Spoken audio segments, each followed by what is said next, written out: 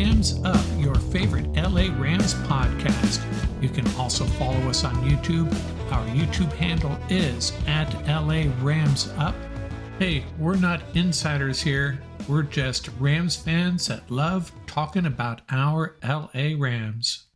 I'm your host, Mark. Let's get to it.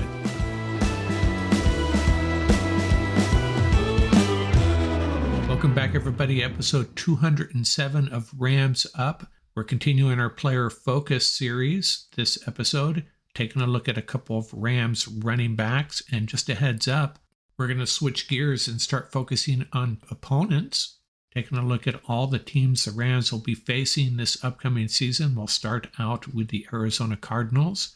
That could be as early as the next episode, depending on how news breaks.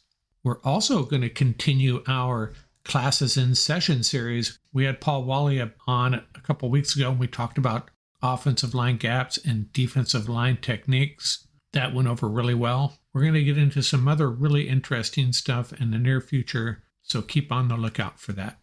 Got some other Ram ruminations coming up here, but before we get to that, I got to talk a little bit about this Kevin Demoff, Mike Florio situation. I really don't like talking about Mike Florio. Don't visit his website anymore. Try to avoid him and all his content, but he keeps on injecting his opinions, strong opinions about the Los Angeles Rams, always negative opinions. Erin Walsh of Bleacher Report chimed in, and she shared some conversations Demoff had on a couple of podcasts. Demoff clearly frustrated, stating that the Rams never actively pursued trading Matthew Stafford, pointing out that, hey, every year 9 or 10 quarterbacks change teams, and the way the Rams were moving players, not re-signing players, it was very logical to expect teams to reach out to the Rams and say, hey, you guys moving on from Stafford too? Makes perfect sense. In a separate interview, Demoff stated that, hey, we could have easily moved on from Matthew Stafford if we wanted to. It's just not the case. Lots of false narratives out there. And you know what? That's thanks to guys like Mike Lombardi and probably Mike Florio. If you hear something negative about the Rams, it's reasonable to think that maybe it had its genesis with someone like Mike Florio. But Florio's having none of it, saying, bullcrap, Kevin Demoff. You lied about the Rams' intentions back in St. Louis, and you're probably lying now. His logic is that NFL general managers will lie when it serves their purposes, and therefore he has deduced that Kevin Demoff is lying. What cracks me up about Pro Football Talk is their Twitter header, quoting here, "We cover the NFL with honesty, candor, authenticity, and transparency." I say, bullcrap, Mike Florio, bullcrap. That is not what you're doing, especially when it comes to the Rams. Enough of Florio and Pro Football Talk. Let's get on to some good Ram stuff. A lot of good articles from various Ram writers over the last week or so talking about position battles, guys that need to step up, guys that need to show up in training camp, that sort of stuff. I'm going to take a slightly different tact here. For the Rams to be really good this year, to be a playoff team, I'm going to identify 5 guys that need to stay healthy, 4 guys that need to step up and be really good, and 7 guys that, if they're just okay, the Rams will survive and possibly push for a playoff berth. Who are the 5 guys that need to stay healthy? A few of them are obvious, a couple of them maybe not so much. Well, Matthew Stafford needs to stay healthy. But I'll add a clause to that.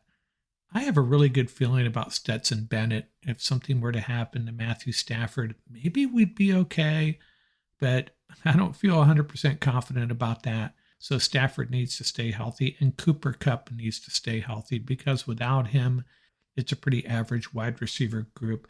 Cooper Kupp changes everything for this Rams offense. The third player that needs to stay healthy, surprise, surprise, Aaron Donald. This defensive line has really been transformed since last season. A'Shawn Robinson and Greg Gaines gone. We got a few guys that we know can play, but a lot of guys we're not sure about. But Aaron Donald solidifies that group. Kind of like the wide receiver group. Without Aaron Donald, it's a pretty mediocre defensive line group. With him, it's not too shabby. The fourth guy that has to stay healthy is Ernest Jones. Now, Christian Roseboom, Jake Hummel, DeAndre Square, some of these other undrafted rookies, maybe they'll turn out okay, but we need Ernest Jones in the middle of that defense from start to finish. And the fifth guy is Jordan Fuller. And the reason I say that is because he has the potential to be really good. So he has to stay healthy. Russ Yeast, Quentin Lake, some of these other guys, maybe they'll turn out to be decent safeties, kind of like the inside linebacker group. The guys playing behind Ernest Jones, the guys playing alongside and behind Jordan Fuller have the potential to be pretty good. But Jordan Fuller, he is a super talented safety, just has been so banged up. We need him to have one healthy and productive year. Now, there's four guys that I think we're counting on to be pretty darn good. And those four are, number one, Bobby Brown. He has to be a beast in the middle. Without him, I don't know where we go as far as a run-stuffing tackle in the middle of that defensive line. The second guy is Byron Young. We spent a third-round pick on him. Our edge rushers have been really depleted. Yeah, Daniel Hardy could be okay. Nick Hampton, sure. Michael Hoyt, we know he's pretty good, but we need someone to step up and be really good off the edge, and Byron Young is the obvious candidate. The third guy we need to step up and be really good is Kobe Durant. He seems to be pretty good. We don't have a lot of data on him, though. Jalen Ramsey gone, Troy Hill gone. Kobe Durant's the man, and he needs to step up and be really good, not just okay, because I have a feeling some of these other cornerbacks coming in are going to be okay, maybe pretty good. We need a stud cornerback, a guy that we can count on week in and week out, and it's got to be Kobe Durant. And the fourth guy that needs to step up and be really good is the rookie Steve Avila. A lot of questions on this offensive line, but in my mind, it's really just about where the pieces fit. There's two pieces we know of. Rob Havenstein, and he's going to be pretty good. We know that. Very reliable. And Steve Avila, he's going to be our left guard, right? I mean, he has to be. And he has to be really good. We actually have pretty good depth and a lot of versatile offensive linemen. That'll all sort itself out, but it's really dependent on Avila being really good. And there's 7 guys we need just to step up and be pretty good, just okay. If the first 5 guys stay healthy, the next 4 guys are really good. We just need decent production out of 7 guys. And number 1 is whoever wins that left tackle spot. I know it's going to be a great battle between Noteboom and Alaric Jackson and maybe some other guys. And I've read that Noteboom needs to step up. I don't care who steps up. I don't care if it's Noteboom or Jackson. If Jackson wins that job, does that mean Noteboom is horrible? No, it just means Jackson's the best guy we have, and he needs to play like a decent, average left tackle. That's all we really need. The second guy that needs to just be okay, well, let's talk about our second and third guys that just need to be okay, and that would be our number 2 and our number 3 receiver, whoever that may be.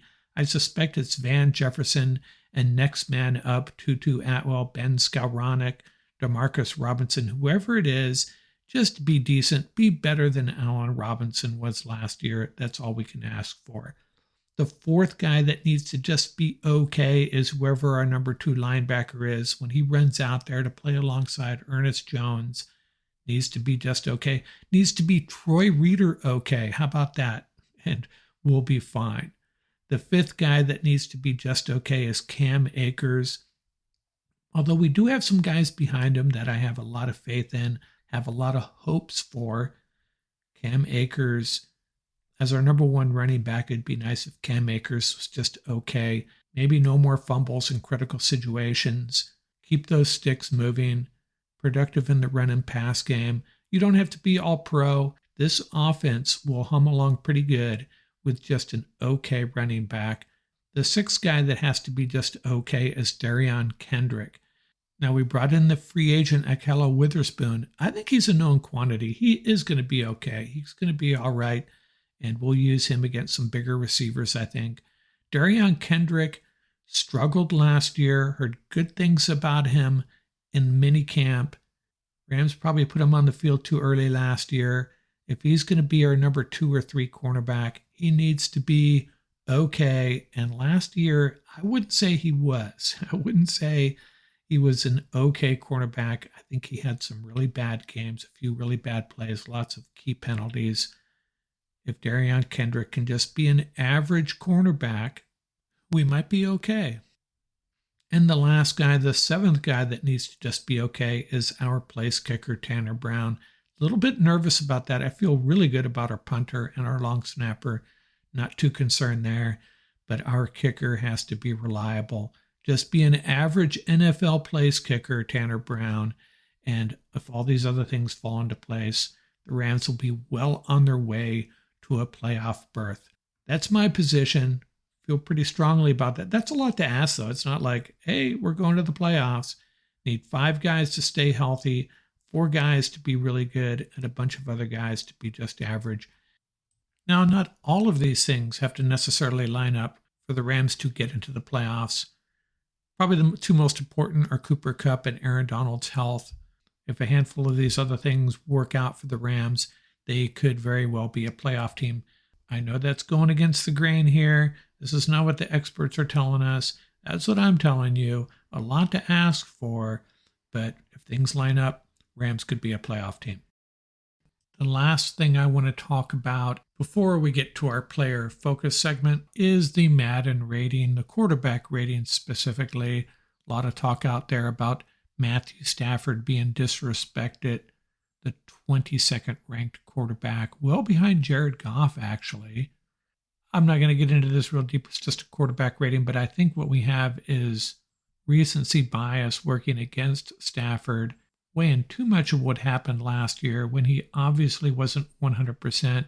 The Rams' offense was not operating anywhere near, I would say, even 75% capacity. Offensive line banged up. Receivers got banged up.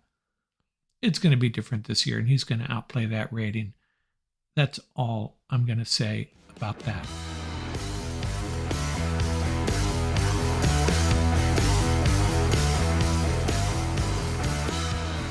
Continuing our player focus series, who have we touched on so far? O'Shawn Mathis, Warren McClendon, the 3 wide receivers, Demarcus Robinson, Lawrence McCutcheon, and Tyler Johnson. We talked about 3 defensive linemen that are competing for roster spots, Jonah Williams, Laurel Murchison, and Deshaun Johnson, Christian Roseboom, and Jake Hummel. We talked about those 2, returning inside linebackers. Making a half-hearted attempt to avoid talking about rookies because we've talked about them a lot already. Trying to talk about guys that are returning, trying to keep roster spots, or in the case of one of these guys we're going to talk about today, a returning Ram who is trying to regain a roster spot. We're talking about 2 running backs, Kyron Williams and Sony Michel. Let's talk about Sony Michel first. And the intent here is to get reacquainted with these guys and assess what their roles will be. Hey, maybe first we should discuss what are their chances of making this roster, and if they do, what their role could possibly be. Sony Michel, 5'11", 215. We know this guy pretty well, but let's get into our Wayback Machine. He played high school football in Plantation, Florida as a high school senior. Rushed for over 1,800 yards and 24 TDs, and over 3 years on varsity, 4,758 yards and 63 touchdowns. That's pretty impressive.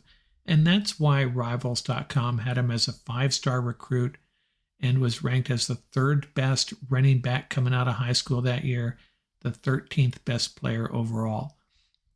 So he goes to Georgia, formed quite a running back tandem there with Nick Chubb. Chubb and Michel's 8,259 career rushing yards as a tandem broke the record previously held by the Pony Express backfield Eric Dickerson. We all know him pretty darn well, and Craig James. His big day in college football was New Year's Day, his senior year, against Oklahoma in the Rose Bowl, Georgia's first ever college football playoff game. Carried the ball just 11 times for 181 yards and 3 touchdowns, including a walk-off 27-yard rushing touchdown to end the game in double overtime. So he goes to the Patriots in the first round of the 2018 draft, 31st overall. 2 running backs went before him, Saquon Barkley and Rashad Penny. His teammate Nick Chubb went 4 picks later in the second round. Plays 3 years for the Patriots, scored the only TD in Super Bowl 53, unfortunately, against our Los Angeles Rams. Traded to the Rams in 2021 after Cam Akers got hurt and helped the Rams win a Super Bowl. Joins the Dolphins, but was cut before the season began, then signed with the Chargers. 36 rushes for 106 yards for the Chargers.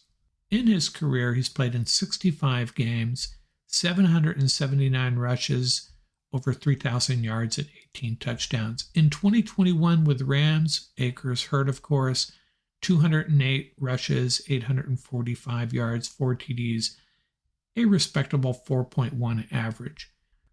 My take on Michel is that he's a great pass blocker, gets yards after contact, but not real elusive, not great speed. Let's go back to his draft profile and see if the scouts agreed. NFL.com had him as a 6.40. That's pretty darn good. Called him a no-nonsense runner who can combine vision, burst, and physicality. An angular runner, thrives going north and south. Highly respected team leader, vocal leader, 2-year captain at Georgia. Excellent in blitz pickup, and we all remember that one play, seen it over and over again. Yeah, he can protect his quarterback pretty darn good at it. His weaknesses, they said, not the sharpest at making cuts, and in short yardage needs to improve his feel for finding creases, just kind of plows ahead and gets the minimum amount of yardage you would expect. But he is good at that. Good red zone runner, in my opinion. Let's talk about Kyron Williams a little bit. 5'9", 194, grew up in St. Louis, St. John Vianney High School. As a senior, rushed for over 2,000 yards and 26 touchdowns, caught 55 passes for 725 yards, the St. Louis Metro Area Offensive Player of the Year. And he also played defense, 92 tackles, 8 tackles for a loss, 5 sacks, and 8 interceptions. That's a pretty impressive combination, 5 sacks and 8 interceptions. You don't see that very often.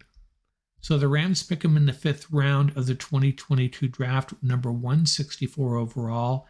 And then in June, they announced he had a broken foot, then gets hurt on opening day, goes on injured reserve, returns in October, activated from injured reserve on November 12th, ends up playing in 9 games, 35 rushes for 139 yards, his longest with 17 yards. Ended up with 141 snaps on offense, 53 snaps on special teams, and Williams remains quite the mystery, and on 2 accounts. First, can he play at the NFL level? We're not really sure. We haven't seen him with the ball in his hands enough to really make that assessment, in my opinion. I mean, just 35 carries. I remember a couple runs he looked pretty good. I remember a lot of runs where there was just nothing there. How much of that was the offensive line? But the bigger mystery is what the Rams did with him at the end of the year. He was apparently healthy. In the back-to-back games against the Saints and Chiefs, he had 35 and 38 snaps on offense, and then it went downhill from there. And he must have been healthy because he was still playing on special teams. The last 2 games of the season combined for 3 snaps on offense and 24 snaps on special teams. I don't really understand, don't get it. Maybe the Rams had seen enough of him. Maybe he wasn't 100%. Our insiders don't have any information for us. Don't get me started on that. So Kyron Williams, an enigma wrapped in a riddle at this point. Go back to his draft day profiles. NFL.com gave him a 6.0, a team leader and a combative runner, finds ways to wiggle out of trouble in tight quarters, experience lining up in various positions on the line and running routes, rare understanding of protection schemes, weaknesses, more quick than explosive, and they said he lacks power. So he has some similarities with Michel. The similarities would be both team leaders, both combative runners and both very good in pass protection. The differences being Michel probably more of a power runner, earning yards after contact, and Williams maybe a little bit more wiggle in his game, hopefully able to create space, make cuts, and get the extra yardage. Of course, we haven't seen that at the NFL level. Sony Michel, I think we've seen enough of him to know that he can be an effective NFL runner. A great one? Probably not. Good backup? Yeah, I suppose. How much wear and tear on the tires? Not a whole lot, really. Over the last couple of years, it hasn't really had to carry a big load, especially last year. So final word on Kyron Williams and Sony Michel and the Rams running back room. This is how I see it. Cam Akers is going to be the guy this year, but remember, he's a free agent next year. Rams have to figure out where they're going moving forward. If you asked me, I don't think Cam Akers will be back next year unless he's just incredible and the Rams can bring him back at a reasonable price. But I don't think they will. I don't care how well Cam Akers plays. This is the way the NFL is rolling. Cam Akers is not going to get another contract with the Rams, I don't think. And maybe that's why they have Zach Evans and Kyron Williams in the house. All these teams, they're just drafting running backs every year is what they're doing. So the Rams are already maybe figuring out who their 2024 running back will be. I don't think it will be Cam Akers, but it'll be Akers this year at least to start. What about Zach Evans? Well, Zach Evans could be the number one running back by the end of the year, or as a 6th-round pick, the Rams could give up on him if he doesn't produce, try to sneak him onto the practice squad. My guess is it's going to be somewhere in between. He's going to be their number 2 guy and potentially their number 1 guy next year. Can't write that in cement. Who knows? We haven't even got to preseason games, though. But right now, if you pin me in a corner and ask me how this running back room's going to stack up, I think it's Cam Akers, number 1, Zach Evans, number 2. At least it's Zach Evans' job to lose as the number 2 running back. And same for Cam Akers. Evans could leapfrog Akers, or someone could leapfrog Evans, and who could leapfrog him? Kyron Williams or Sony Michel. I wish I had a better gauge on Kyron Williams. I really don't. I suspect he's going to make this team, but if Sony Michel looks like he still has legs and Ronnie Rivers is producing okay, maybe they move on from Kyron Williams. Who knows? I wish we had seen more of him late last year. I certainly hope he's on this roster because I think that's a pretty darn good running back room. Cam Akers, Zach Evans, Kyron Williams, and Sony Michel. And I haven't talked about Ronnie Rivers. He's got a tough road to hoe now. The number 5 running back on the depth chart as far as I can tell. But hey, there's injuries, other things that pop up. Maybe Ronnie Rivers makes this squad. I suspect the Rams will be carrying 4 running backs, but I could be wrong. In 2021, the Rams started with only 3 running backs. Darrell Henderson, Sony Michel, and Jake Funk, but I think that was because they expected Cam Akers back. In 2022, their initial 53 included 4 running backs, Akers, Henderson, Williams, and Funk. I suspect it's more likely going to be 4 running backs. Ronnie Rivers, the odd man out, but things could change. We'll have to see how preseason breaks out. It's going to be a lot of fun to watch. Don't write off Zach Evans. He could end up being the number 1 running back at some point. And don't write off Kyron Williams. He could end up being the number 2 or 3. But right now, my pecking order would be Akers, Evans, Michel, and Williams. Just haven't seen enough of Kyron Williams, and there are some hints that maybe the Rams don't have a lot of faith in him. Hey, if someone knows different, let me know. That's my pecking order right now.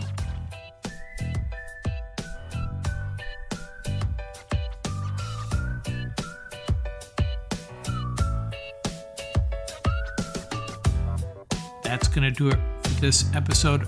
Remember, you can reach us at ramsuppodcast@gmail.com. Visit our website at ramsup.com. And don't forget about our YouTube channel. Our handle is at laramsup.com. Till next time, keep the horns up, stay safe, and have fun out there. Music courtesy of the YouTube audio library. Tracks featuring Bar Crawl by Track Tribe, Buckeye Bonzai by Vans in Japan, and Crimson Fly by Huma.